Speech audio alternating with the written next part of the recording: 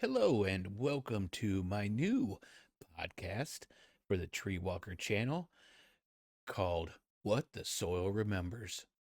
This will be a podcast series about plants that have been forgotten, things you can do with these plants, things that they do better than any other plants, and even sometimes why they were forgotten.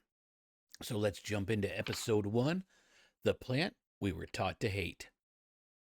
There's a strange thing about the word weed. It doesn't describe a plant. It describes a decision, a judgment, a line drawn by someone, somewhere, deciding what is allowed to exist. Most of us grew up learning that lesson without ever realizing it. We were handed it in small ways, through lawn care commercials, through neighbors' looks, through the quiet pressure to keep things tidy, uniform, and controlled. Green, but not alive. And somewhere along the way, we learned to hate a plant we never met. I want to talk to you today about white clover. Not as an argument, not as a takedown, not as a rebellion, but as a remembering. White clover grows low to the ground. It doesn't compete for attention. It spreads quietly, filling spaces other plants struggle to survive in. If you ever walked barefoot through grass and felt something soft and cool beneath your feet, you probably stepped on it. And if you grew up in the last several decades, you're probably taught that it didn't belong. There's a strange thing when you stop to think about it, because for most of human history, this plant was an intruder. It was food. It was medicine. It was a quiet insurance policy against hunger. Across Europe, when crops failed and fields turned empty, people turned to what still grew.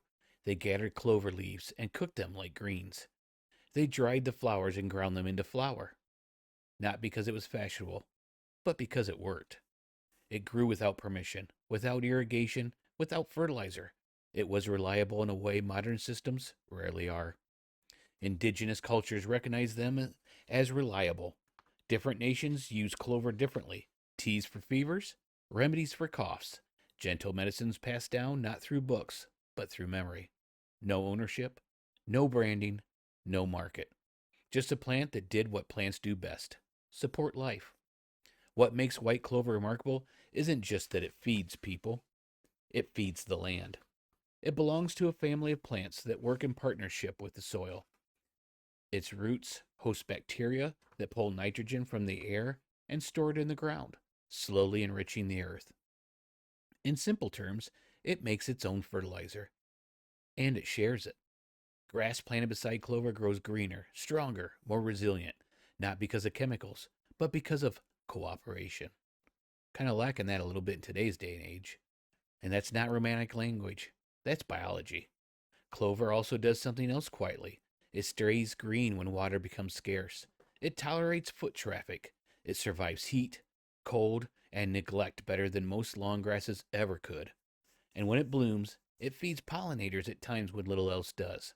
It doesn't demand care, it offers support, which raises a difficult question. Why were we taught to kill it? The answer is simple, but it's familiar. It lives at the intersection of profit, aesthetics, and control.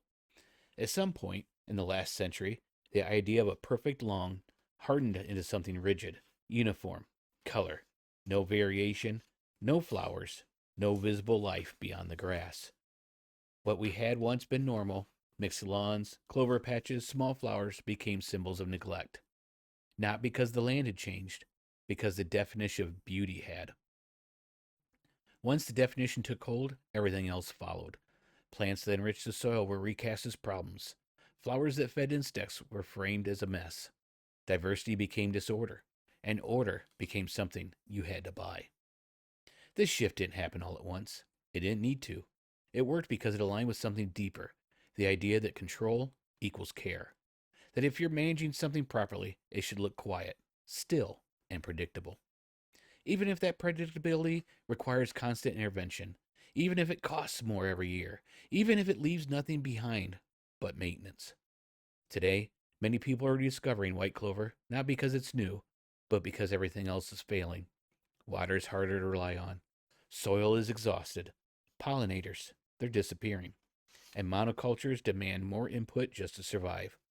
Clover doesn't solve all that, but it reminds us of something we forgot: that resilience often looks messy. that abundance doesn't ask permission, that survival doesn't always arrive labeled and approved. You can eat white clover. The young leaves are mild and nourishing. The flowers are sweet, fresh or dried.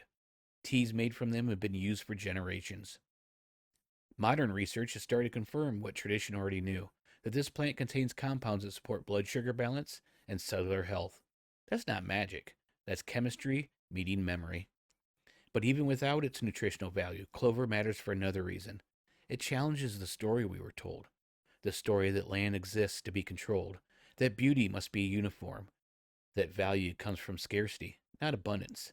It asks the quieter question: what if what we've been killing was never the problem? If you look out at a yard dotted with small white flowers, you're not looking at neglect. You're looking at nitrogen being fixed into the soil. You're looking at food for insects. You're looking at resilience taking root. You're looking at something that survived every attempt we've made to erase it. White clover doesn't need a movement. It doesn't need permission. It doesn't need to be defended. It just needs to be noticed. Because once you see it for what it is, it becomes very hard to see it as a weed ever again. Somewhere along the way, we learned to equate order with health. But life doesn't work that way. Life works through connection, through diversity, through quiet cooperation beneath the surface. White clover's been doing that work all along, whether we let it or not. Thank you for joining me on this, the first episode of What the Soil Remembers. If you liked it, click like button. If you want to hear more, click the subscribe. I'm going to try to put these out like every week, possibly every 2 weeks, depending on work and that. But I hope that you'll enjoy them.